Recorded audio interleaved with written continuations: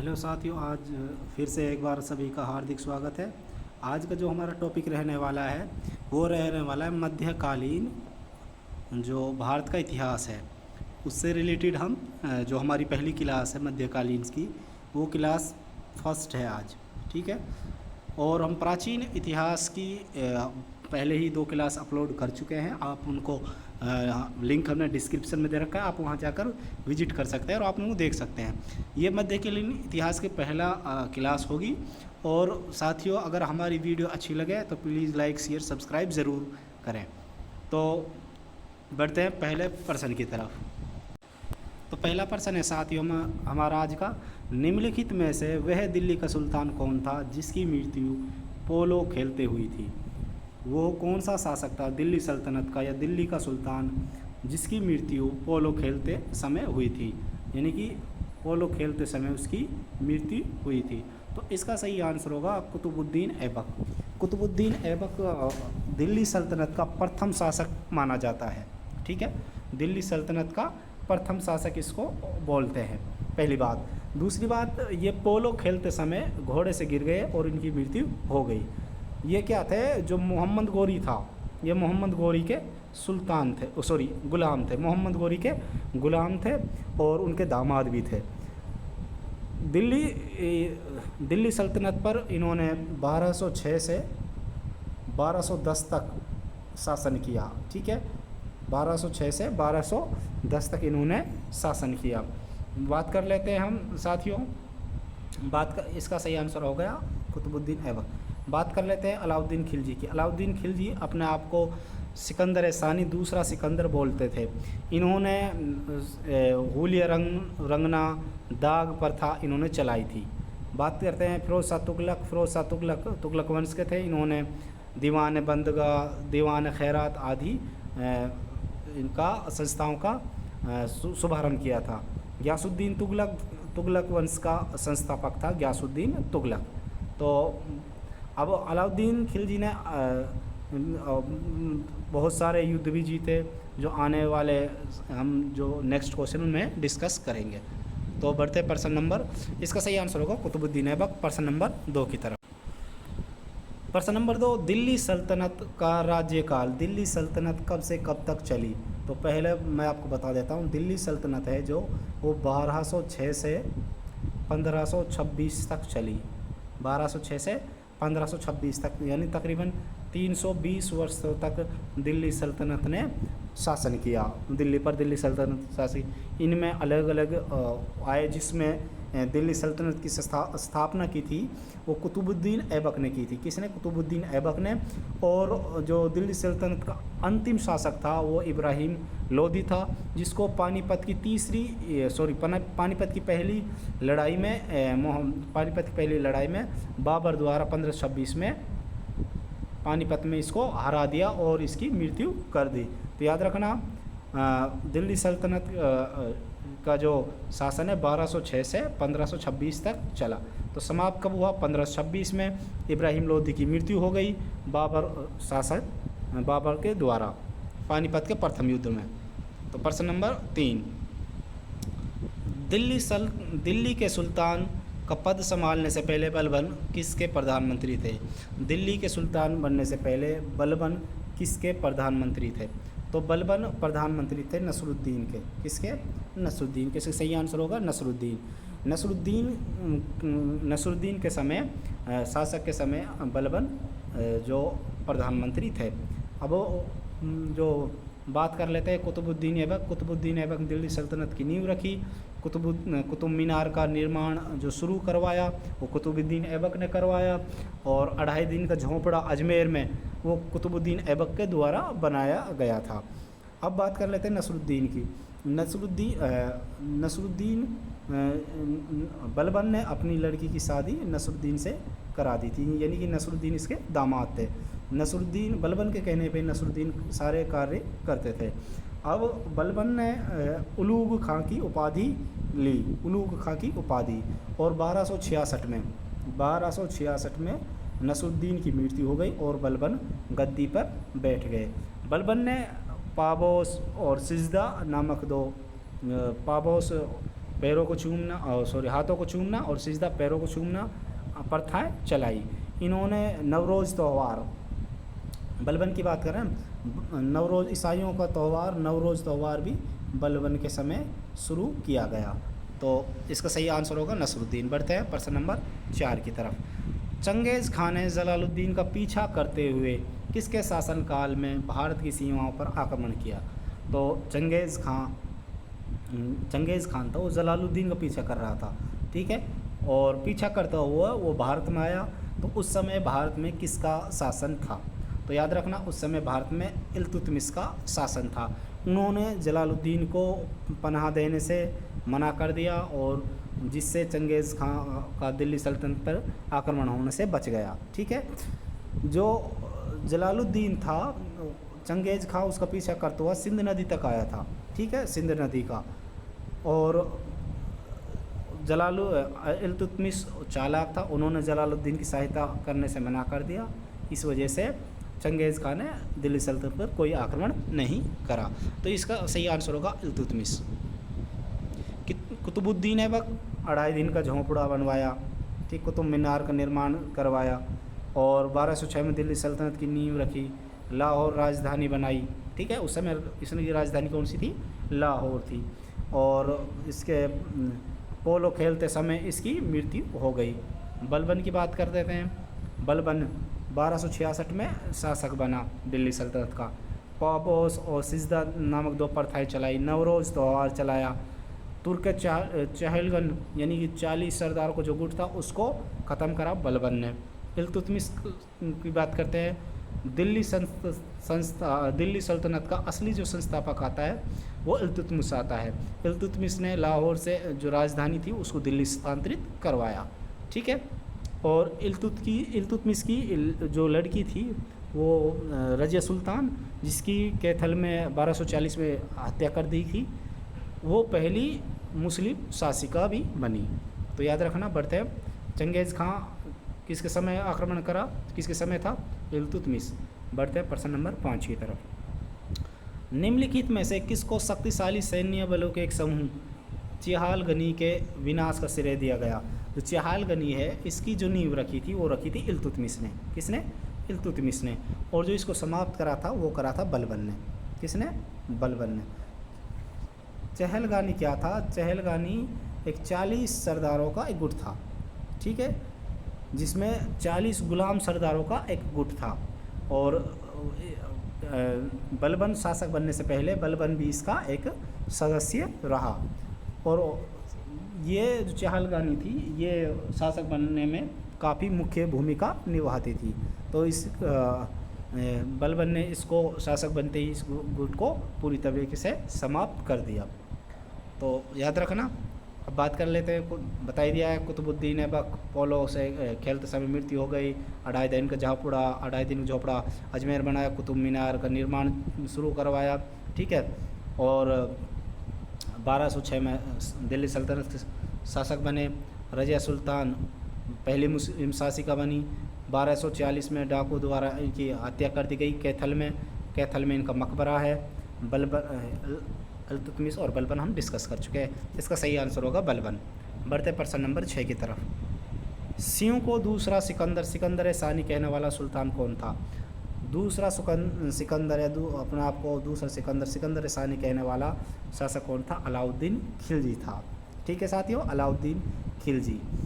और इन्होंने अपने जो सिक्के थे और जो भी सार्वजनिक प्रार्थनाओं में अपने आप को, जितनी भी सार्वजनिक प्रार्थनाएं होती थी या सिक्के होते थे, उन पर अपने आप को दूसरा सिकंदर सानी या दूसरा सिकंदर घोषित किया, ठीक है। मोहम्मद बिन तुगलक, जिसको मूर्ख बादशाह के नाम से जाना जाता है। सिकंदर लोदी आगरा शहर की स्थापना, जो नींव रखी थी आगरा की, वो सिकंदर लोदी ने रखी थी। ये लोदी वंश के संस्थापक थे बेहलोल लोदी। ये सिकंदर लोदी उसका लड़का था। बलबन की अभी बात कर चुका हूँ। चहलगानी को जो उसने समाप्त करा था और नवरोज़ त्यौहार चलाया, सिजदा पौबोस प्रथाएं चलाई, वो बलबन थे।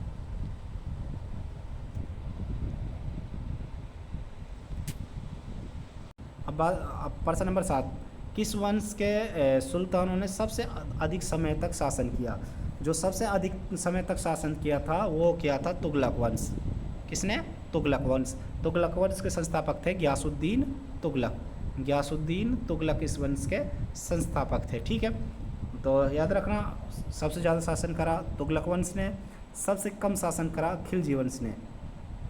सबसे कम शासन इन्होंने सिर्फ 30 साल शासन करा।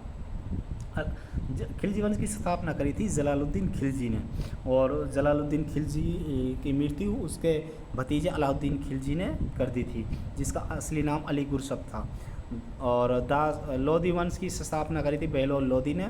ठीक है साथियों, इन्होंने तकरीबन तुगलक वंश ने तकरीबन जो शासन करा है वो 94 साल करा है, और लोधी वंश ने तकरीबन शासन करा है वो 76 साल करा है, और दास वंश ने बहुत कम शासन करा है, जिसको ममलूक वंश या दास वंश भी बोल देते हैं। 84 वर्ष शासन इन्होंने भी करा है। तो सबसे ज़्यादा तुगलक वंश, सबसे कम खिलजी वंश।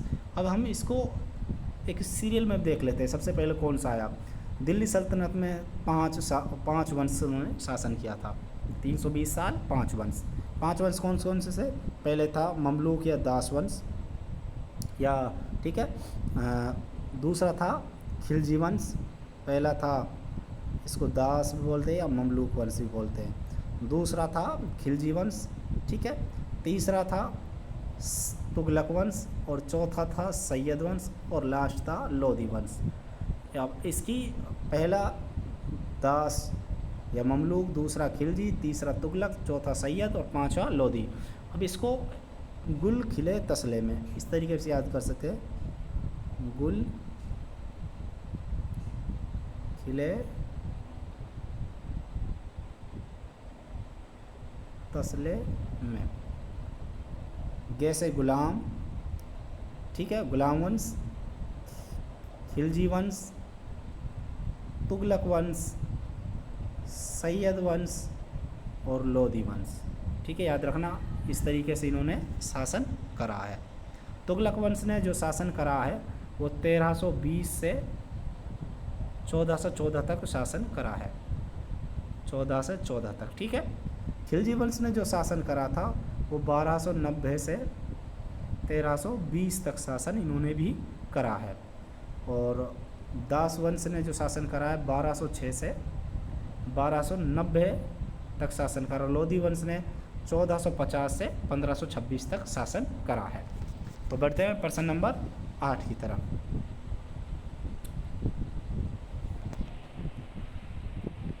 किस कारण से मोहम्मद बिन तुगलक असफल व्यक्ति था? जो मोहम्मद बिन तुगलक थे तुगलक वंश के, किस कारण वो असफल व्यक्ति थे? ठीक है, जो मोहम्मद बिन तुगलक है ये बहुत ही पढ़े लिखे व्यक्ति माने जाते हैं। जो मोहम्मद बिन तुगलक है वो बहुत पढ़े लिखे व्यक्ति माने जाते हैं, परंतु वो एक पागल बादशाह या मूर्ख बादशाह के नाम से भी जाने जाते हैं। तो असफल व्यक्ति क्यों थे? ठीक है, इसका वह व्यवहारिक राजनेता नहीं था। मतलब जितने भी वो निर्णय लेते थे, निर्णय तो सही लेते, लेकिन वो व्यवहारिक रूप से, वास्तविक रूप से अव्यवहारिक सिद्ध हुए हैं। जितने फैसले उन्होंने लिए हैं वो राजनीतिक दृष्टि से उपयोगी भी थे, परंतु वास्तविक रूप से अव्यवहारिक सिद्ध हुए हैं। इस कारण वो एक व्यवहारिक राजनेता नहीं था। निम्नलिखित में से किस शासक ने सिंचाई तथा लोक निर्माण कार्यों पर पर्याप्त ध्यान दिया था? पर्याप्त ध्यान, जो सिंचाई है, लोक निर्माण कार्य है, जो सिंचाई है जिसमें नहरें हैं, वो सबसे ज़्यादा जो बनवाई थी वो फिरोज शाह तुगलक ने बनवाई थी। किसने? फिरोज शाह तुगलक। फिरोज शाह तुगलक ने कृषि और सिंचाई विकास के लिए बहुत सारे महत्वपूर्ण कार्य किए। उन्होंने नहरें बनवाई, सड़कें बनवाई, ठीक है, और उन्होंने कई शहर जैसे यमुना नदी पर उन्होंने हिसार बसाया। हिसार, ठीक है, यमुना नदी पर उन्होंने हिसार बसाया। और उन्होंने एक हाँसी, उन्होंने फिरोजाबाद एक शहर है वो बसाया, हिरनी खेड़ा शहर बसाया। 3-4 शहरों का इन्होंने निर्माण कराया। और जैसे बहुत सारी संस्थाएं गरीबों को लिए इन्होंने चलाई, दीवान खैरात, दीवान बंदगन, इनके समय बहुत सारे अस्पतालों का निर्माण हुआ। तो जो लोक निर्माण कार्य हैं वो सबसे ज़्यादा फिरोज शाह तुगलक के द्वारा किए गए। गयासुद्दीन तुगलक तुगलक वंश के संस्थापक थे। अलाउद्दीन खिलजी अपने आप को दूसरा सिकंदर ऐसा नहीं कहता था। होलिया रंगने दाग पर था, होलिया रंगने की प्रथा अलाउद्दीन खिलजी ने चलाई। और मोहम्मद बिन तुगलक पढ़ा लिखा मूर्ख बादशाह के नाम से भी जाना जाता है। बढ़ते हैं प्रश्न नंबर 10 की तरफ। लोधी वंश की स्थापना किसने की थी? लोधी जो वंश है इसकी स्थापना किसने की? लोधी जो वंश है इसकी स्थापना बहलोल लोधी के द्वारा की गई। और इसका सही आंसर होगा बहलोल लोधी। जो इसका आखिरी जो बादशाह था, आखिरी जो शासक था वो था इब्राहिम लोधी, जिसको पानीपत में 1526 में बाबर के द्वारा हराकर इनकी मृत्यु कर दी गई। सिकंदर लोधी ने आगरा शहर बसाया। सिकंदर लोधी ने आगरा शहर बसाया, सिकंदर लोधी। ठीक है। और बहलोल लोधी दिल्ली पर गद्दी पर बैठते इन्होंने गाजी की उपाधि ली। गाजी की उपाधि इन्होंने ली।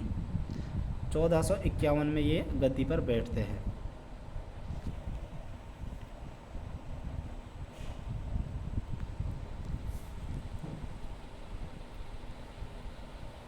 प्रश्न नंबर 11। निम्नलिखित बहमनी शासकों में से बीजापुर में प्रसिद्ध गोल गुंबज का निर्माण किसने किया था? गोल गुंबज का जो निर्माण करा था वो मोहम्मद आदिल शाह के द्वारा किया गया था। मोहम्मद आदिल शाह के द्वारा जो बीजापुर में गोल गुंबद है उसका निर्माण मोहम्मद आदिल शाह के द्वारा किया गया। कब किया गया? इसका जो कार्य पूर्ण हुआ था वो 1656 में हुआ था।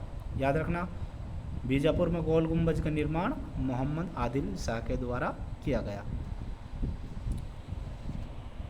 चांद बीबी की शासक थी। चांद बीबी कहाँ की शासक थी? तो इसका सही आंसर होगा चांद बीबी जो शासक थी वो अहमदनगर की थी। कहाँ की थी? अहमदनगर। चांद बीबी जो शासक थी वो अहमदनगर की शासक थी। ठीक है। और ये हुसैन निजाम शाह की लड़की थी। और इनका जो विवाह हुआ था वो अली आदिल शाह के साथ हुआ, जिसने बीजापुर में गोल गुंबद का निर्माण करवाया था। जो बीजापुर है, बीजापुर में गोल गुंबज का निर्माण करवाया था वो इनके जो पति थे आदिल शाह, उनके द्वारा किया गया था। ठीक है। तो याद रखना। बढ़ते हैं। सितारा एक राज्य रहा जिसको हड़प नीति के तहत हड़पा गया डलहौजी के समय। ये थोड़ा बाद का क्वेश्चन में, लेकिन मैं इसमें ऑप्शन आ रहा है तो उस हिसाब से मैंने आपको बता दिया है।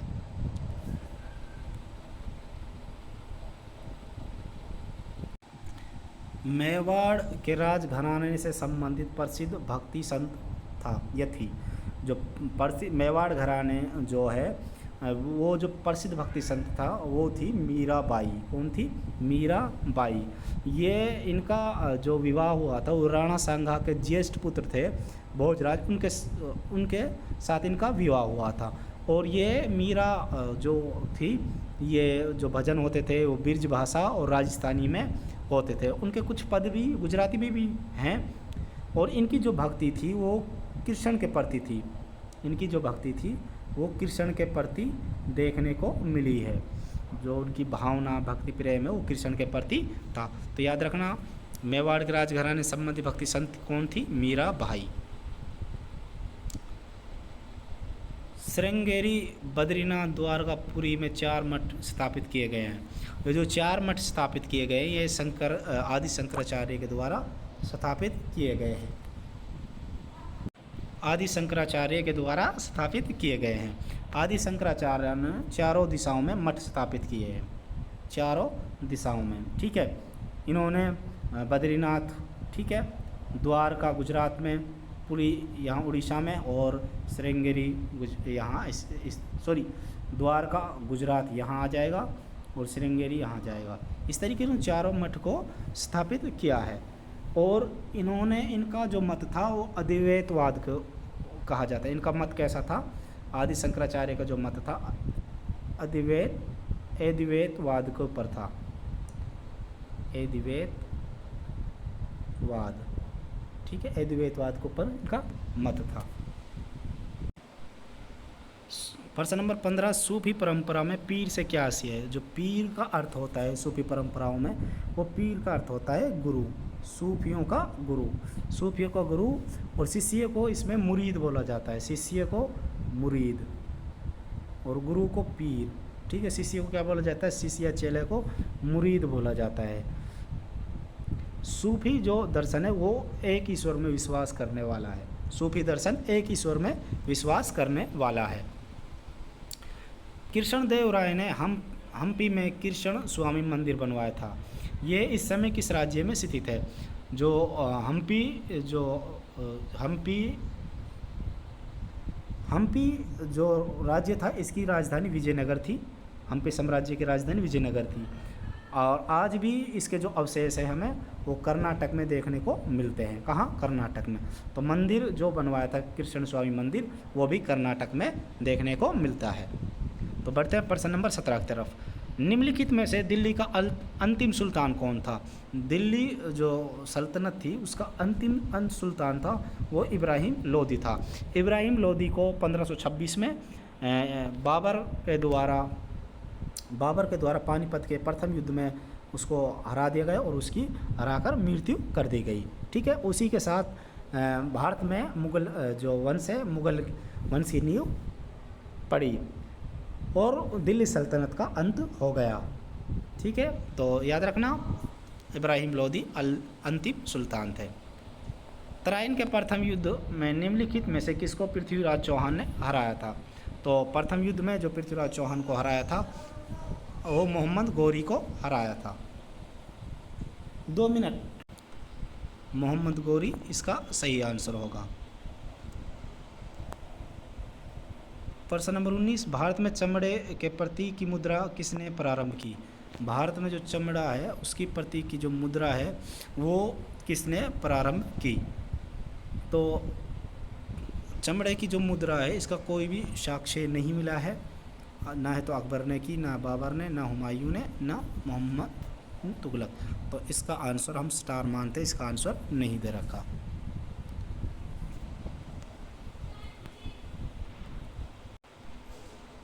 भक्ति प्रचारक शंकरदेव ने निम्नलिखित प्रादेशिक भाषाओं में किसका उपयोग करके उसे लोकप्रिय बनाया? जो भक्ति प्रचारक शंकरदेव था तो उसने कौन सी भाषा को लोकप्रिय बनाया? तो असमिया भाषा को उन्होंने लोकप्रिय बनाया था। बिरजे भाषा मीराबाई ने लोकप्रिय बनाया। तो इसका सही आंसर होगा असमिया। असम की जो भाषा है असमिया भाषा।